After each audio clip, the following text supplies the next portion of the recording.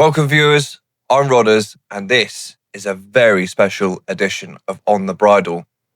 As you can tell, 2025 Breeders' Cup is currently imminent and we are going to walk you through every Grade 1 race, highlighting the key contenders for the 2025 Breeders' Cup.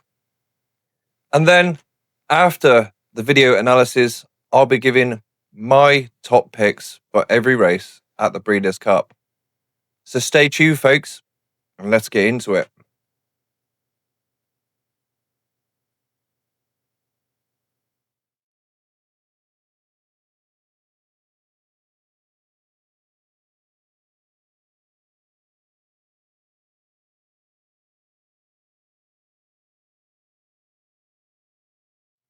The Breeders' Cup Juvenile Turf Sprint at Del Mar requires a quick exit from the gates, and Schwarzenegger is exactly that type of horse. Wesley Ward has made no secret in the regards in which he holds Schwarzenegger, and dropping back to 5 furlongs instead of 5.5 furlongs as you see in this race will help Schwarzenegger no end, and there's no reason why he can't become a top contender in the Juvenile Turf Sprint. But they're coming to the final 16th. Rogue Legend runs down the outside. Bobrovsky still fourth. Obliteration is 2 lengths away. Schwarzenegger's got the lead. Here's a final try from Rogue Legend and from Obliteration. But here's the wire. Schwarzenegger winning. Already the even money favourite for this race, True Love is of course up there with the top contenders for this race. She's already a Group 1 winner, but that came over 6 furlongs, and the fact that she struggled over 5, even though she won the Queen Mary, it would worry me, because the Queen Mary was against fillies, and she's against the boys now. Love and Havana Rana to the line they head. Havana Rana and True Love getting up to win the TV part. Her stablemate Mission Central was more of a stab in the dark for the Aidan O'Brien yard. He has never actually won anything like 5 furlongs, and it will take a sheer miracle for him to win. He is a good each way shout if the American horses underperform. Hard, thrusting home on the near side, but it's going to be too late. Mission Central from our...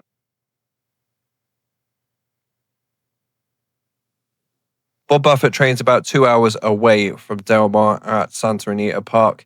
Nevertheless, he does send quite a lot of his horses to debut at Del Mar, as it seems to be a quite reasonable track. Explorer did the same, but it has to be said that she is not impregnable and she can be beaten. With an easy stroll in the Oak Leaf, presented by Oak Tree Racing Association. That point was proven when Bottle of Rouge got the better of her in the Del Mar Debutante Stakes, and in doing so, looking like she needed at least a mile. She gets 1.5 miles a furlong on Friday night, and without doubt, she is a top contender for this race. Explorer, Bottle of Rouge, and Lawali on the far outside, but it's Bottle of Rouge and close to home. Bottle of Rouge wins the Del Mar Debutante.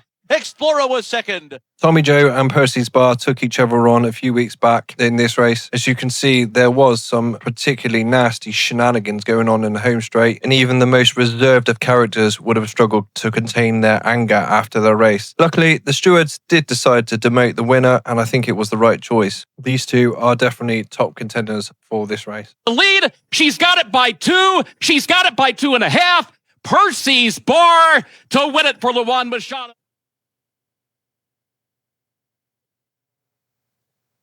This was the Jessamine Stakes, which was a Grade 2 at Keeneland. This involved Imagination the Lady and Time to Dream. As you can see, Imagination the Lady got the better of the argument in this race, and she goes forward as a top contender for the Juvenile Fillies Turf. Soloist, Lit Ship, Imagination the Lady. And here's Imagination the Lady coming forward for a narrow lead. Late run from Time to Dream, but at the wire, Imagination the Lady. Precise was seen winning the Fillies Mile here at Newmarket. It was a solid performance, but can she emulate Lake Victoria's victory last year in the Breeders' Cup Juvenile Fillies Turf? Still getting closer. Legacy Link behind those. It will be one of this quintet. They are clear of the others as now Sumion produces Precise to join Venetian Lace, who's running a big race in second position, but inside the final furlong, Precise is in front and clear and not for catching. Precise and Christoph Sumion are well clear and is absolutely bolted up. Venetian Lace.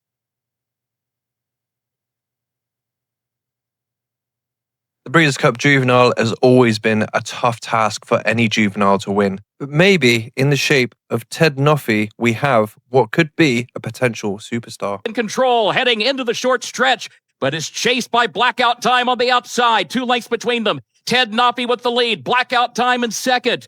And then Litmus Test in third. Ted Nuffy now hits another gear, opens up in the closing strides. Ted Nuffy to win the Claiborne Breeders' Futurity. Brant was a $3 million purchase by Bob Baffert at the sales, and he has proven to be a worthwhile purchase, winning the Del Mar Futurity on the 7th of September in this video. He looks to have put his hand firmly up for top contender in this race. Front at the 16th pole. Desert Gate doing his all, but second best to Brant in the Del Mar Futurity. He won it by a length.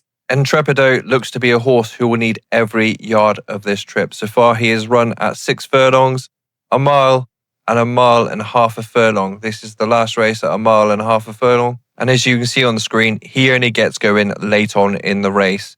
He will be the one that will be finishing the fastest at the finish. Whether he'll be close enough, though, remains to be seen. And Intrepido and Hector.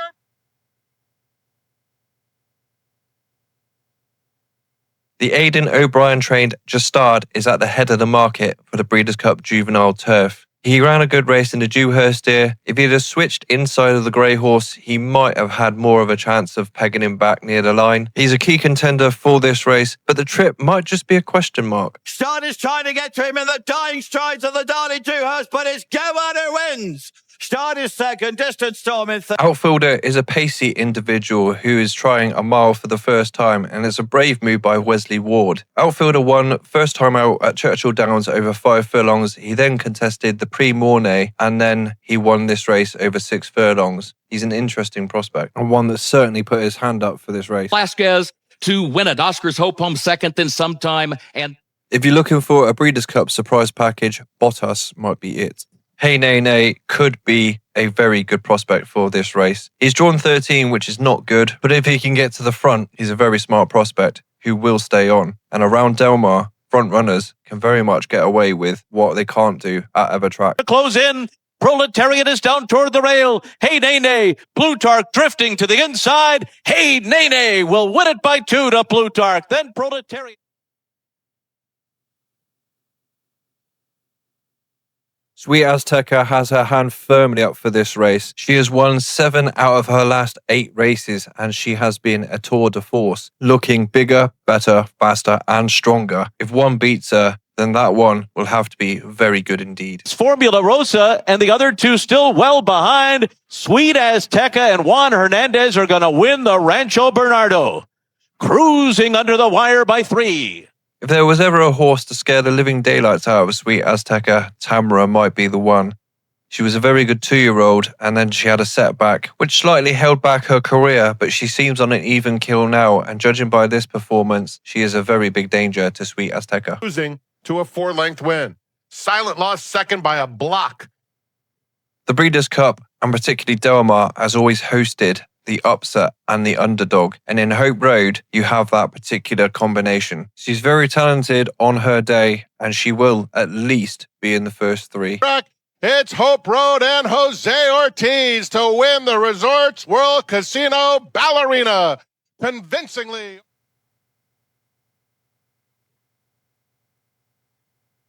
Motoris is a horse with course and distance form who rattles home from the back. He will need luck, and anyone that's backed him will be praying for a pace collapse at the end of the race. But if it happens, he will come with a rare rattle. Up the rail is Reef Runner on the outside. Here comes Sorrento Sky charging down the middle as well. Motorius just kicked it in. Here he comes. And Beyond Brilliant 2. Here's the wire. Oh, it's a photo finish. AG Bullet only knows one way to run, hard and fast from the front. Near the end of the race, the petrol light will be flickering, and he will be holding on with his bare teeth. Whether that will be good enough, only time will tell, but he's definitely a contender for this race. Getting weary, but holds on to a winning lead. Reef Runner, like Motorius, is an extremely fast finisher. If he's anywhere within 3 or 4 lengths of the lead, he and Motorius will have one hell of a fight at the finish. He's definitely also a contender. Runner and Armando Ayuso to win the Eddie D.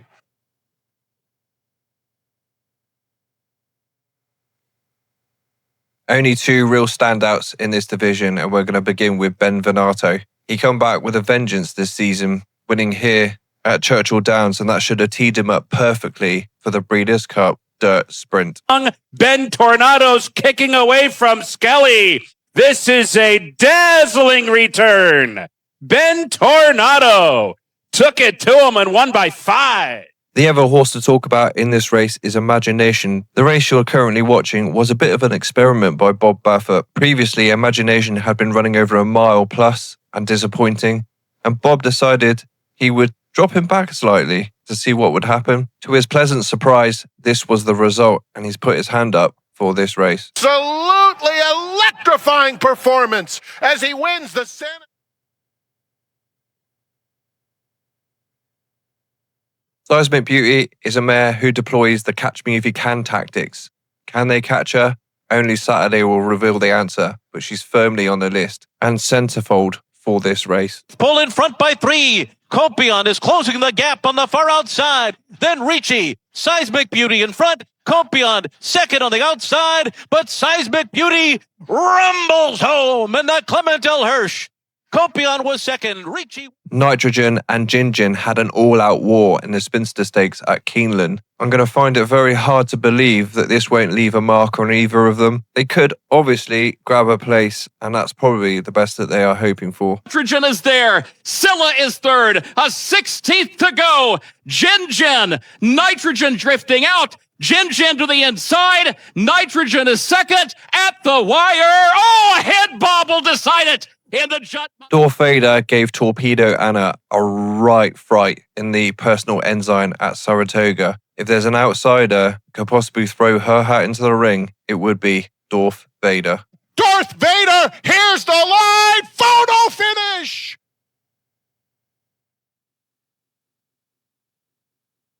Minnie Hawk ran a fantastic race, finishing second in the Arc. She's been drawn in stall 8 at the Breeders' Cup, and she will have the assistance of Super Sumi, Christophe Soumillon. Darius nearest to us. He's coming with the challenge to throw it down. Darius and Barcelona have... He's super talented.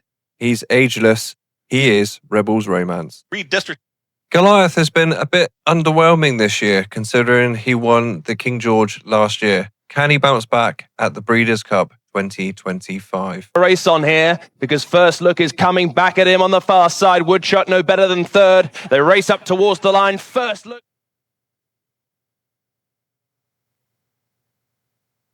Bill Mott has expressed his concerns in the last 24 hours over a temperature that Sovereignty has exhibited in his box at the racetrack. He has been given medication by Bill Mott and will be monitored throughout the next 24 hours, but his participation very much hangs in the balance. And for the first time since 1995, we have a Kentucky Derby, Belmont and DraftKings Travers winner as Sovereignty rolls home to win by more than... Sierra Leone is a horse that very much gets himself into trouble in the early parts of the race.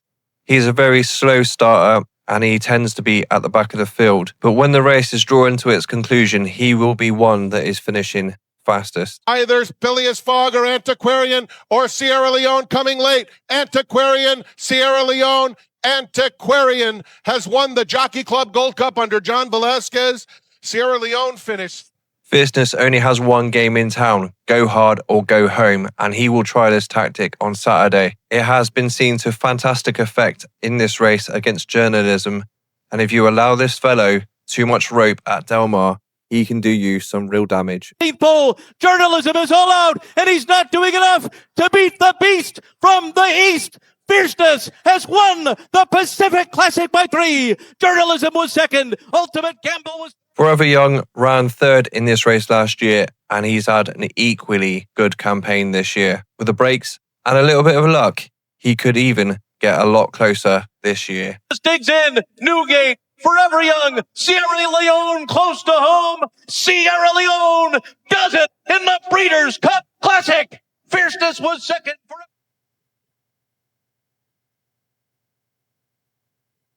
Notable Speech scorched around Woodbine last time, showing that he's still in fine fettle. If this lad gets the breaks at Del Mar, he could rocket home down the outside. Tearing home, and now we see just how magnificent the closing kick of Notable Speech truly is.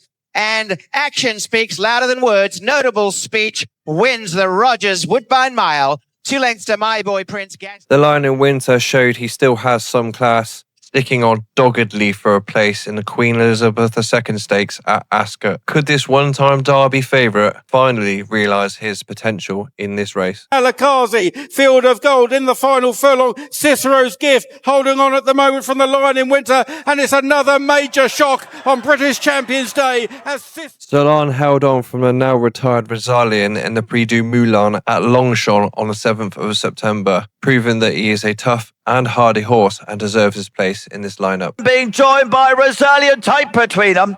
Then the Lion in Rhetorical has run 6 times in his life and he has won 5 of them, culminating in a Coolmore Mile here at Keeneland on the 4th of October. He holds a very good chance in this field. Trading Epic Ride to the inside. It is Rhetorical in front. Program Trading. Jonquil running late. Rhetorical to the wire. Rhetorical to win the Grade 1 Coolmore Turf Mile.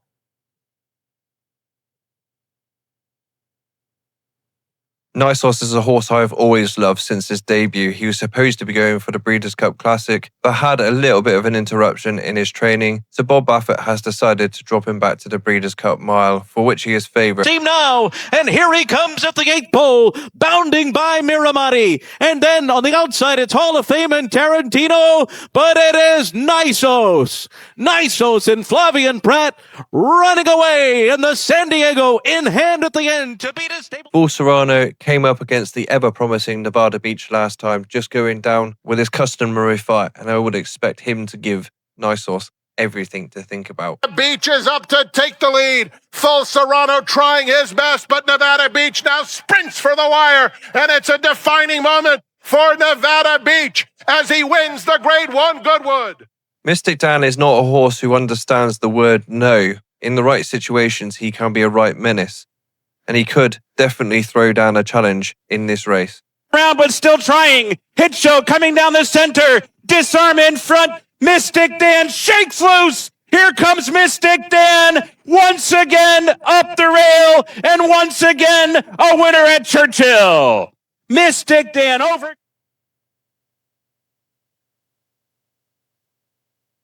If there was a prize given out for effort, See the Fire would probably have that prize. She's been banging on the door in all sorts of Group 1s, last time going down narrowly in the Prix l'Opera at Longchamp. Could Saturday finally be her crowning glory? This very game in front. She's been joined on the line by See the Fire. She Feels Pretty is one of America's top mares, winning 8 races from 12 starts. 5 of them Grade 1s. She is amongst the top rated in America, and she will be very hard to take out of the equation. Coming on and wandering about. She Feels Pretty. Diamond Rain coming on the outside as they hit the wire. She Feels Pretty narrowly from Diamond. Cinderella's Dream is amongst Godolphin's top fillies, and she should be paid maximum respect, having won 8 races from 14 starts, and it would be folly for her opponents to dismiss her too lightly in this contest. It's Casey Sana. Jazora was the French Oaks winner this year, and she finished down the field in the Arc. She has a touch of class about her, and by no means should she be ruled out of this race. And last year's Arc runner-up as well, Aventures won the Vermeer. That concludes the analysis for the key contenders of the Breeders' Cup 2025. If you have a comment or a fancy, put it in the comment section below on this video. So moving on, we are going to go through the picks of the horses I think that will get close or claim victory in the 2025 Breeders' Cup. Before we kick this off, I do have to say, gamble responsibly. I'm not a tipster and this is not a tipping channel. These are just my honest opinions. For the Breeders' Cup Juvenile Sprint Turf, I will be putting up Schwarzenegger as my fancy for this race. He was a $950,000 purchase by Wesley Ward, and he has the Magnias as a joint ownership venture. He was exceptionally fast on his debut out of the stalls, and if this horse can kick 5 lengths clear around Delmar, which is a track that favours front runners, he might never come back to them. For the Breeders' Cup Juvenile fillies, my fancy would be Tommy Joe. As seen in the analysis, she did not get the run of the race last time. getting sideswiped within the last half a furlong. This time round Del Mar, she might be able to relax better and come home quicker. My fancy for the fillies juvenile turf will be a horse called Imagination the Lady. She featured in our analysis earlier in the video. She's under Frankie Dettori. She's got stall 3. The favourite Precise has a mountain to climb coming out of stall 13. Traditionally, horses that are drawn high at Del Mar have a bad record, and any horse throughout the entirety of the Breeders' Cup that is drawn anywhere above 10 is going to struggle. So Imagination the Lady for this race will be my selection. The Breeders' Cup Juvenile for Colts holds one of my biggest fancies for the night in the form of Ted Noffey.